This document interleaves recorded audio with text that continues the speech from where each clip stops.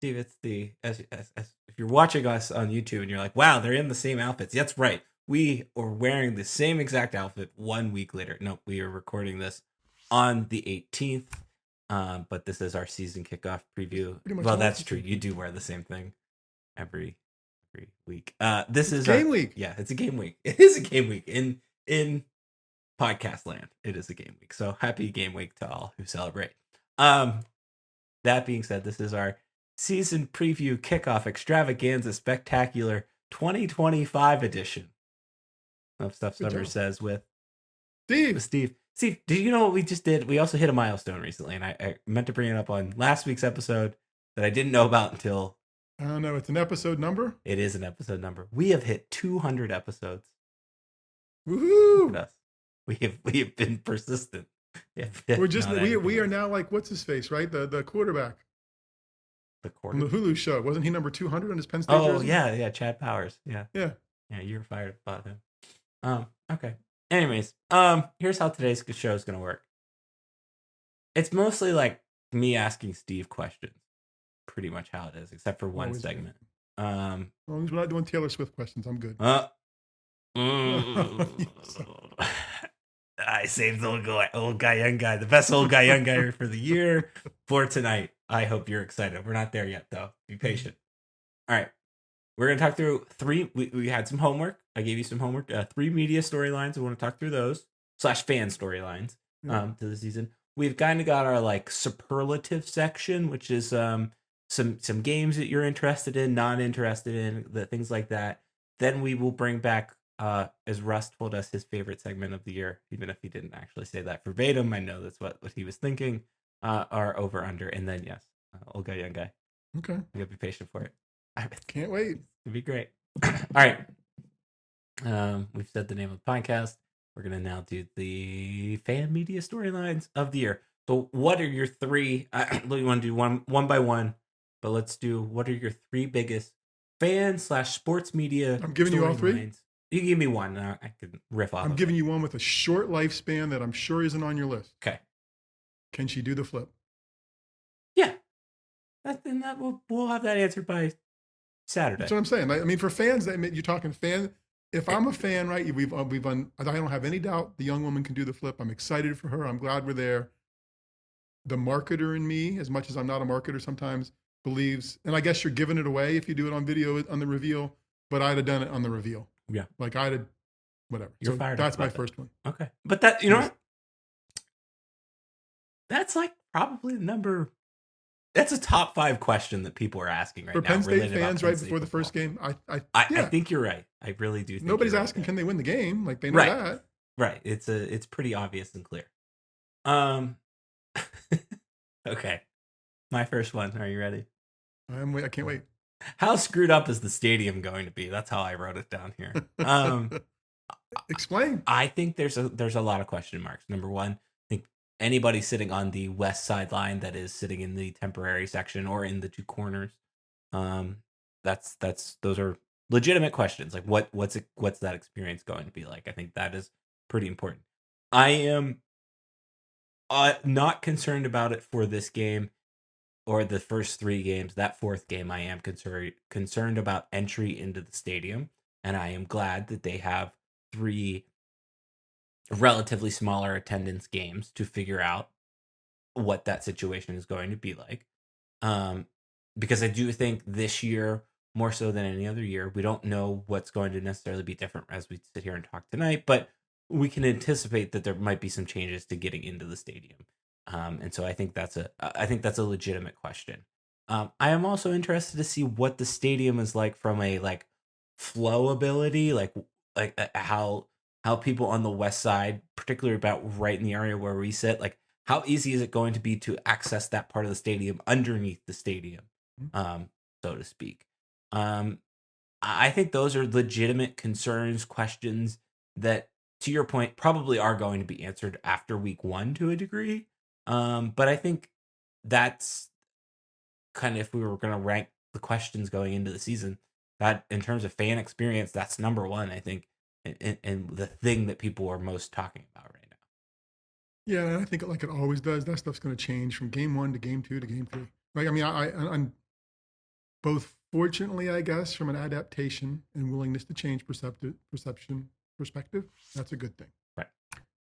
But at the same time, like you do this 7 times a year, every year, and it takes you 2 or 3 games to figure out how you're doing it each year, always feels weird to me. It kind of fits in with the how you doing signage or whatever else. Like it come out of the box like it's a big game in terms of their stuff, as opposed to holding it for the big game. So I don't know, maybe it'll be great start to finish. My experience the past 20 years of times I've gone in early in the season is that the early season games are kind of like a run through for the stadium folks too.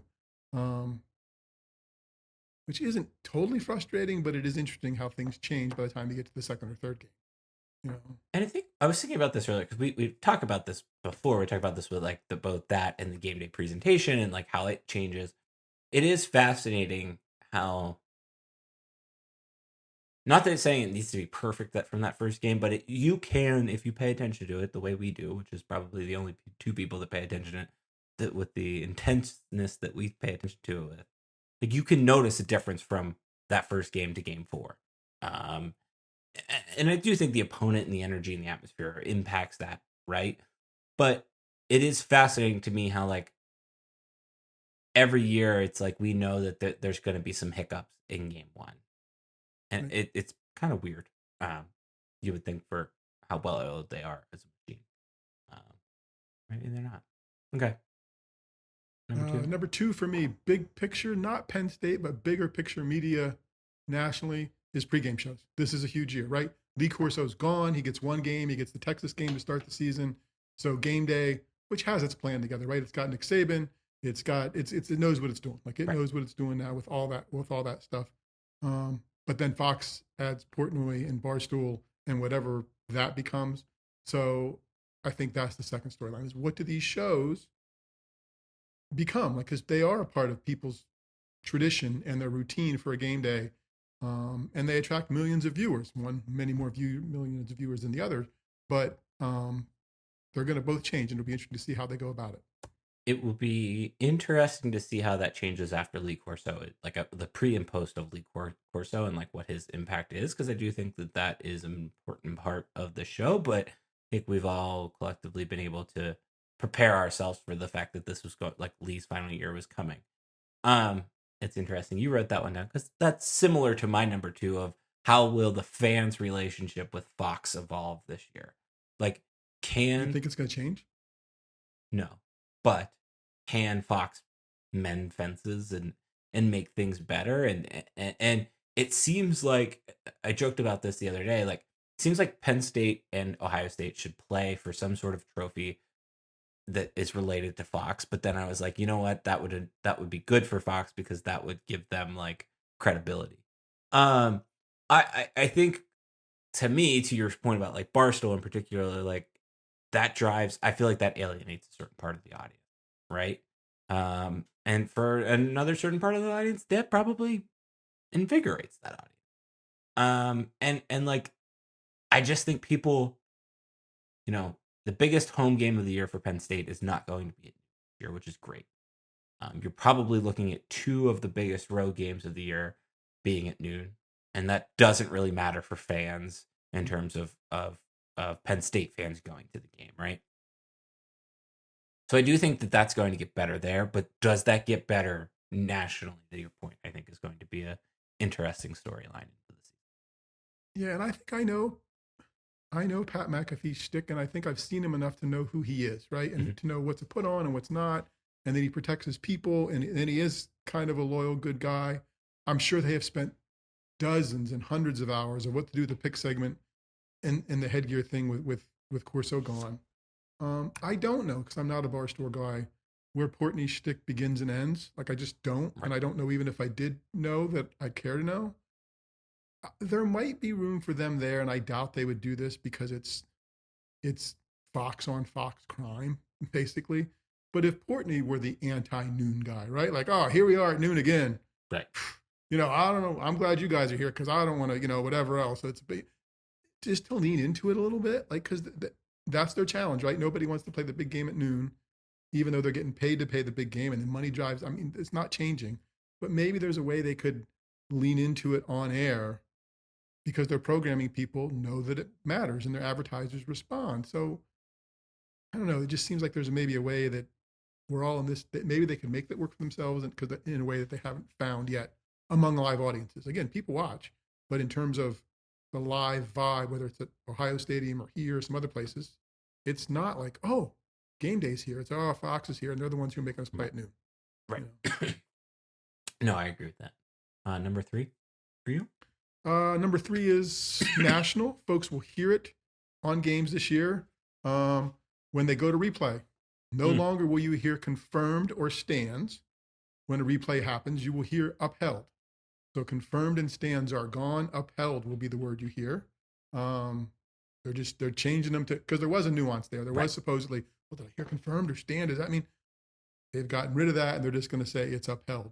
So you will hear that the first time there's a replay challenge involving whichever game you're watching on TV, and there's replay. I missed that, and I don't like that because I like the fact that there was a nuance. Because I like. But do you really? I don't think they did a good job of doing it. No, doing the difference. I think like that was the problem. I think they did a bad job of iterating the difference. But to me, Stan says we didn't have enough to overturn it, and the confirmed means we got the call right. Yeah, no, there was a reason they had the words. They just didn't know what, they didn't do it correctly. So now they went to their thesaurus and tried to find some other word that covers in both situations. Yeah, no, I agree with that. I agree. My number 3 is a little bit Penn State related, or it's all Penn State related. It is both fan related. It is both team related. Is the best way to say this? I am interested. I have noticed. First off, I have noticed that I think one thing, to Pat Kraft's credit, we've noticed is the license is more open to brands and vendors and places where you want to list your clothing. I saw Roback is now doing Penn State stuff. I believe I saw somewhere else another brand doing Penn State stuff that I was kind of surprised by or hadn't seen before, and was one that Branded Bills. They're a hat seller. Noticed that one. But one thing we've also noticed is the infusion, both within Penn State athletics and then in the merch, is pink and black stuff.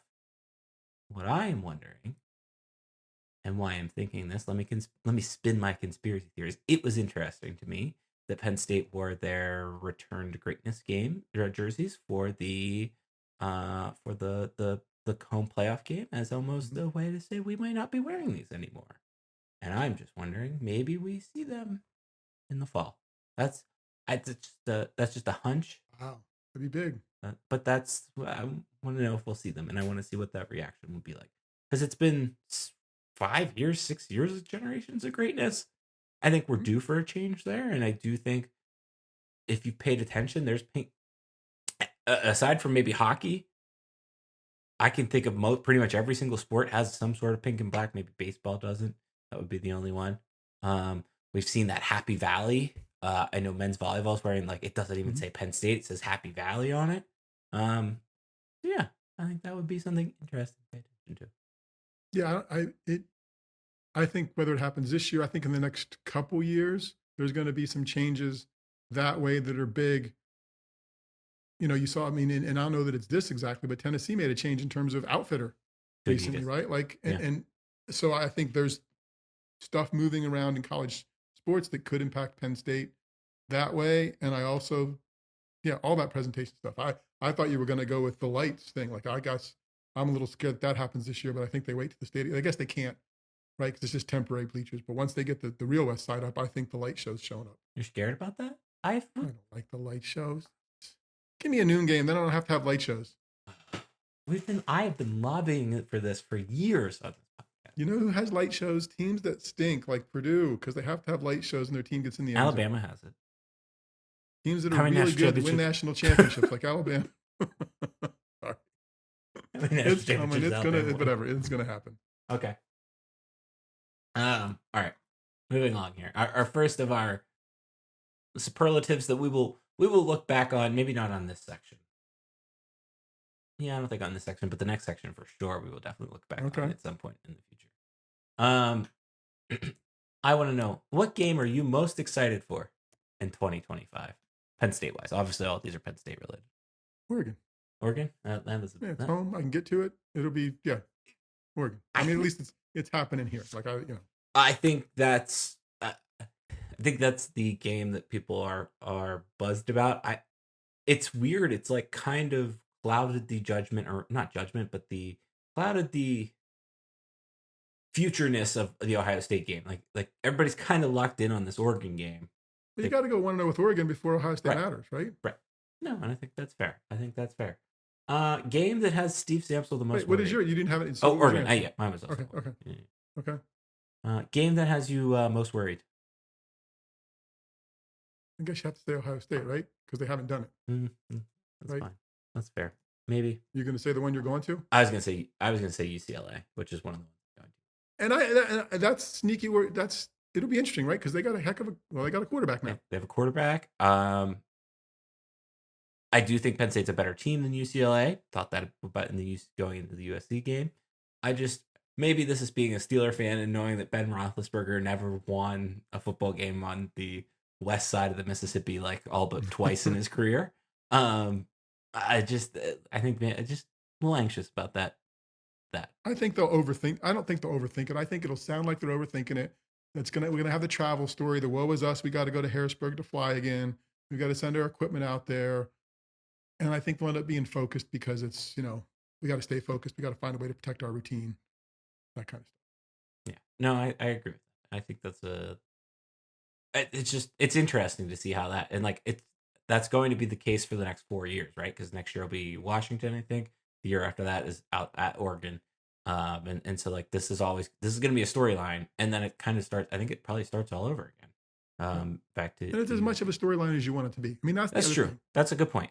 It's as much as a storyline as they want it to be. We've done this. I mean, the storyline this year could be, look, we did this last year. We go to USC, tough game, but we know the process. We know the routine. We're good. We're playing the game. I think that's fair. And you make it. Well, here's what we learned. Here's what we're doing differently, right? Because this didn't go well last time. Not that. Right. I mean, do I think that's the storyline they're going to perpetuate? No. I think they're going to lean into, wish the runway was bigger, blah, blah, blah. But I don't think it has to be noise. I think it's just like we're playing a game. It's been on the schedule now for a year. We know where it's at. We know when it's at. We know how we're getting there. We're going to go play and win. You also have a bye after that game, I believe. Maybe not. I can't. Maybe you do. So, yeah. When it's all said and done, what's going to be the best game? And I want to caveat this with, we both can't say Oregon. I'm thinking about then you say yours first, because I have another one in mind. I was thinking about the Bowling Green game. That was a lot of fun last year, for as stressful as that was. I'm thinking about that App State game a few years ago, that type of game. I think the Nebraska game has a particular undertone of the first time Penn State's playing Matt Rule at Beaver Stadium. Mm-hmm. When Pat Kraft and Matt Rule are best friends, and this whole just the background storylines are all very fascinating to that game. I think that's fair, and I'm not even going to say Oregon. I'm going to say Iowa. Okay, that would be a road game. They'll whatever. I'll say that as the best. It's the first time Penn State's gone to Iowa since the infamous shoulder arm guy meme. Yep. Game. And the mojo of those little kids in the hospital. Never know. Okay. What is your biggest concern about the Penn State football season? Linebackers, maybe. I think that's linebacker about play. Where I'm at with it. I mean, again, from what I'm reading and what I'm consuming, maybe they're just young or whatever else, and I have a bias. An unnecessary, petty bias against how they're being mentored. So, but hopefully they'll be fine. That would be a concern for me. I am concerned, and I think this is very fair, that the wide receiver room is not the wide receiver room. Mm-hmm. And I will say the hype train has been much more contained this year, both by fans and by coaches that might be driving the hype train, right? It's the last 2 years have been, we've got it figured out. This year, that's true. We'll wait and see, and I'm fine with that. Right. I wrote the other week, I'm fine with that, because I think, in theory, Penn State has a good enough offense, offensive line, quarterback, running back, that it should get to the same point it got to last year. Can it just do one more thing? And that's have a wide receiver catch a ball. Like That's literally, that's exactly what it was. Okay, linebackers, wide receivers. I don't know why I'm writing these ones down, but it's fun. Player you are most excited to watch this year? Deny Dennis Sutton. DDS? That's a good one. I am excited to watch DDS this year. I think for me, I'm going to pick two. I think it is the storyline convergence of Katron Allen and Nicholas Singleton chasing down the rushing record. Like, I think that's going to be really cool to watch. And you'll be able to follow it on their website. You will be able to follow it. Okay. The non-football thing that you are most excited for about football season, Penn State wise. Tailgating. Okay, that's fine. That's yeah, like I mean, there's. That's your favorite. I know that's your favorite. Yes. Yeah. I thought that was a trick question for a second. Yes. No, it's not. Actually, no. The non-football thing that's my favorite thing is coming home from the tailgates. There it is. That's. We're going to be honest about it. It's coming home, unloading the stuff, getting a drink, and plopping down in my chair, and then to do the dishes at halftime, while everybody else is standing in line for the restroom at halftime. You are a creature of, I don't want to say habit, but also of habit. Comfort. Yeah, there you go. That's one way to put it. I'm excited. I'm excited for food. Like, I'm excited for the food of tailgate food. I was thinking about what we're gonna have in our menu. I was talking to Corey Listoki of the Hardcore Football Penn State Football podcast. He's been making these sliders for our tailgate these last few years that have been quite good. I enjoy the food. Sample's a big fan of sliders. That's good to know. Yeah. Well, so changing, but stadium, like, so it's interesting to me, and maybe they just don't have the ability, and maybe it's coming. Maybe by the time this podcast posts, it will have happened. It feels like we're getting closer, and maybe it's not this year and the stadium isn't done, where Penn State should have those kind of things too. Here's what's new in our concession stands this year, right? And do a little Brian trip tour of the stadium options before people come, so they know what's going to be in there. I feel like they've gotten mildly better about that. I think so, a little bit. And before, the options weren't great, so I understand that. But I do think they have room for improvement. I have an idea that I'm going to enact upon that hopefully improves that for people. But I'll save that for after the first game. Great. Okay? Cool. All right. This is the one that really matters. This is the one that actually matters. We're gonna do a little over under. We're gonna do a little yes no. It'll be different, but this is the one. Like on the eye doctor, is this one or this one? We will come back to this one at some point. Now I want to classify, unless the question explicitly implicates or makes clear. We're keeping this regular season focused for the most part. Would be the best way to say this. So all of the numbers, betting odds, etc. for those following along at home, that counts to this. Over under times that Steve goes into the stadium, 2.5.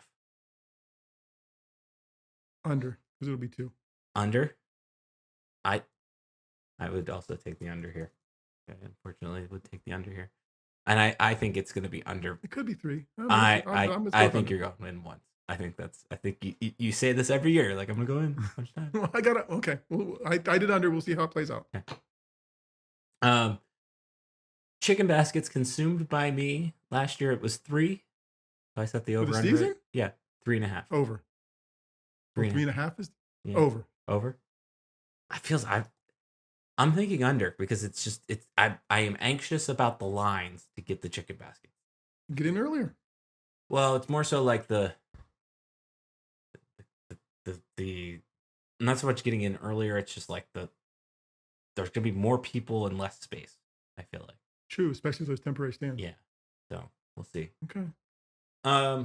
This one, I left it vague, but I said how many tailgate visits between the two of us at 1.5. So 3. So over. You're gonna go over. 1.5 is over. I'm gonna go under. We have not hit the over on this once. I know we haven't, but I'm confident in the over. I got a lot of confidence in a lot of numbers this year. I set it at 1.5 because I do think we are going to maybe try to do a live show. We're well intended. We might not be actionable. We are well intended. We are going to maybe potentially try to do a live show at Steve's Tailgate this season. So that would be one, and we'd only need one more to Yes, get the and over, and that would be an impetus on me Yes. to get over there. So Yes. right, You have to take Over. the 7-mile track. got to come see Bev. Over. Yeah. Okay. Will it return? Are you ready for the fourth quarter? Yes or no? Oh God, yeah, it's back. I unfortunately Probably with 2 flags. I unfortunately think the flag will be bigger this year. I think Yeah, it yeah. will. So those people in the temporary seats can see it. Okay. Maybe they'll run one person from each side at the same time. Maybe there'll be an "Are you ready for the fourth quarter" mascot race. No. I should stop giving them ideas. Please stop. The creamery ice cream flavors. Wow, we should do. Oh, there you go. You stop it. You're emboldening. They already did the Utz car one. Yep. There's that one. Okay. Game day games. So home or away, how many times is Penn State going to appear on a game day game this season? 0.5 is the. Oh, over. Be 2. Do you think it's going One to be 2? here. One here, probably, I and think then isn't. Ohio State. So you would say Oregon and then Ohio State would be your. Yeah, 2? I don't know what else is that. That Oregon weekend isn't. That Oregon weekend's. Yeah, 2. I'm going to go over, but I'm only going to go over by 1. I mean, it's 0.5, so it's going to be over. Yeah. But I don't, because I think if I can remember correctly, Alabama and Georgia play each other the night that Oregon and Penn State play each other. So Okay, that would be, but still, they're going to be, if it's 0.5, it's over. Yeah. So that's all that matters. How many All-Americans will Penn State have this year? 1.5 is the over under here. I believe they had 1 last year.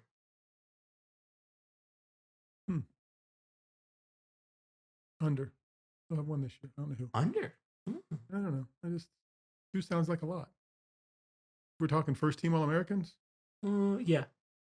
Yeah, 2 sounds like a lot. So I'm going to say under. I mean, maybe I know the talent. I get it. The offensive line. I mean, I don't know.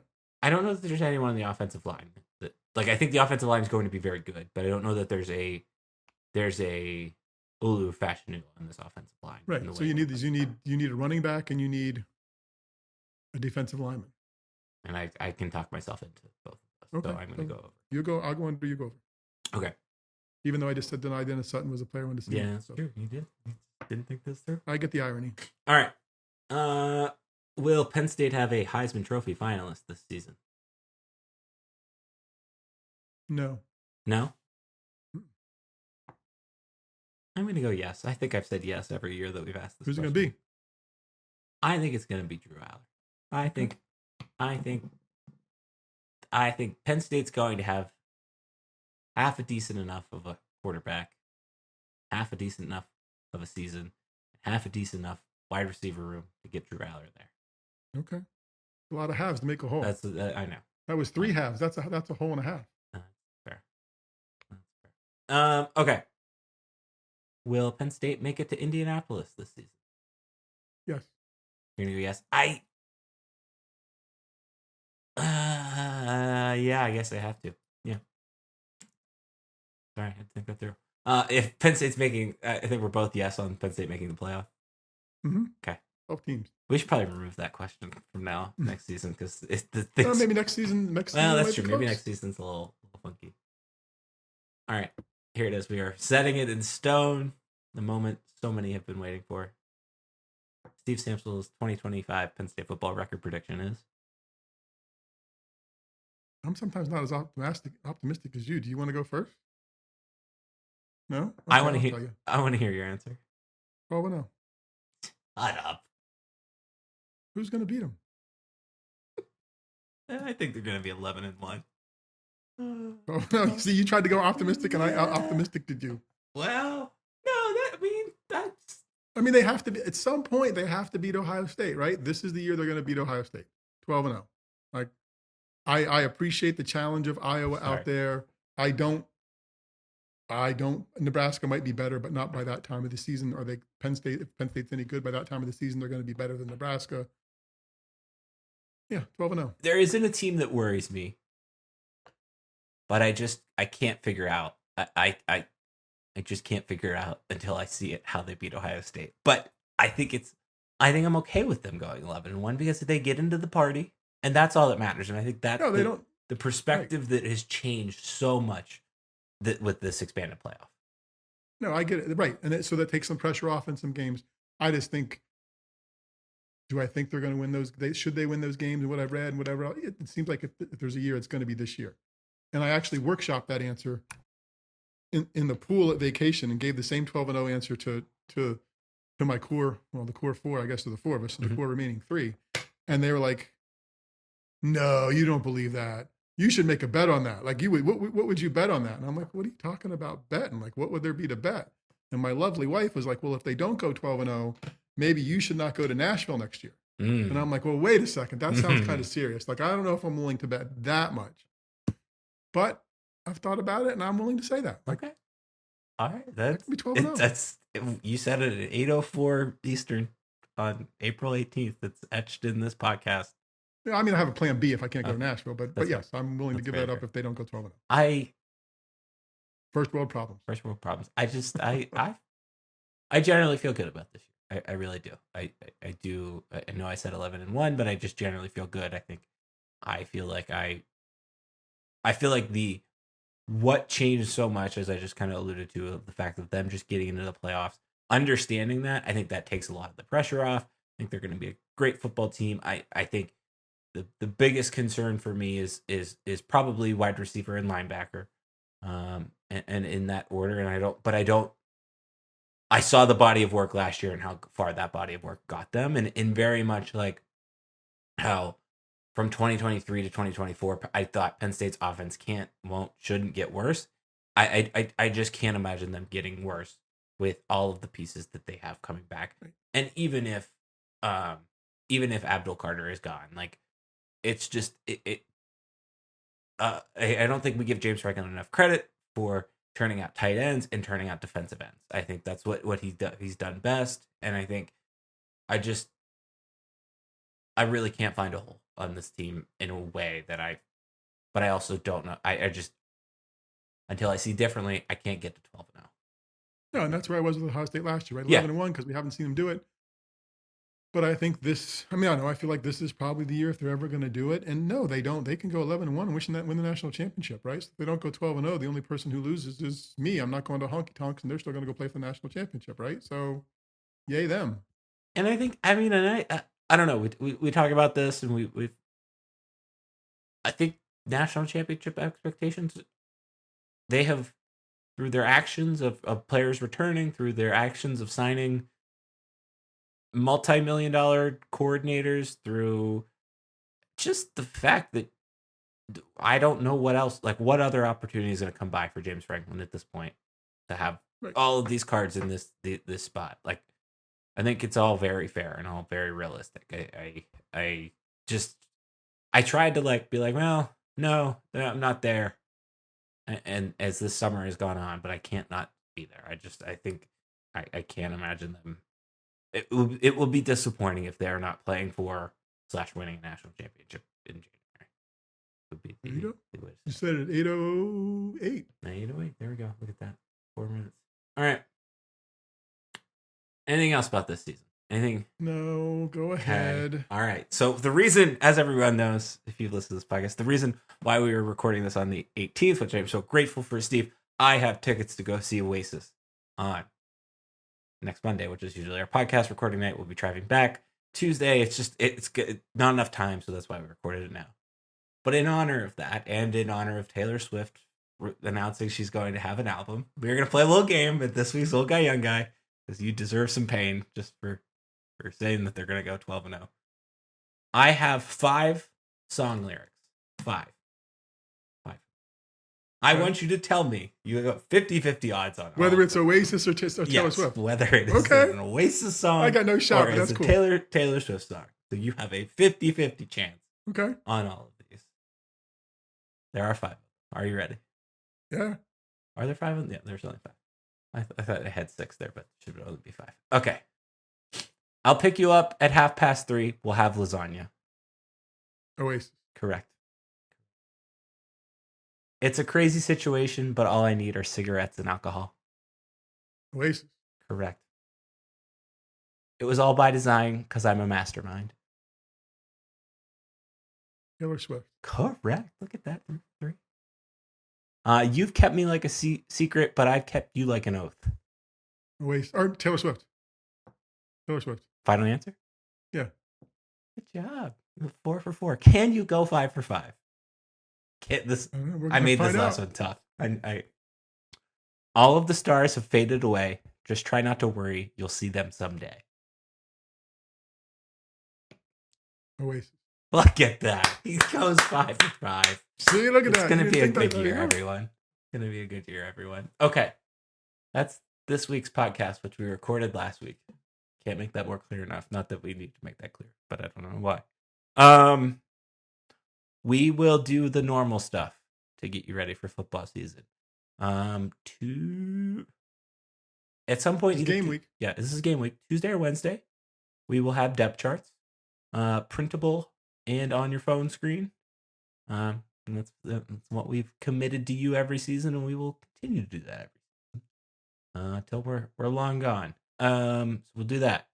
We will have a season preview, probably Wednesday. We will have a game preview, more than likely Thursday. Friday, I don't think we'll have anything, but you never know. Saturday, we will do the usual recap the game. We'll discuss Monday, following Monday, same way we always have, through Steve's vantage point and my vantage point, which I think for this first game, are we both going? I think so. Oh, I feel like there's one of my ones. There's one of your ones. That's okay. All right. So we'll have that. We'll talk about all of the stuff. I want to try to do a couple different things this year that we've traditionally done or updated some things. We have all of that stuff on the blog, on the Penn State Football Home and Hub. We've got some other things up our sleeves. You know about all of them at this point, I think, Steve. Yeah. Anything else I'm missing? Nope. Going to be a great season. I'm excited. Get there early. 3:30 game this week. Tailgate responsibly. Be careful in the stadium. You never know at this point. 6 seasons now. This will be our 6th season doing this. Isn't that great? Look at us. Out of us. Insane. Okay. Website called stuffsummersays.com. On that website, you can find a section called With Steve. We have 5 stars, thumbs up. Appreciate all of that. We have emails. Mine's Darian at stuffsummersays.com. And if you see anything funky you want to talk about, want us to know, email us. Tell us we want to discuss those things. So tell us that. Steve has an email. It's Steve at stuffsummersays.com. Perfect. You can find us on the internet, or me on the internet, at Stuff Summer Says. You can find Steve at Steve Samsel. See ya. Bye.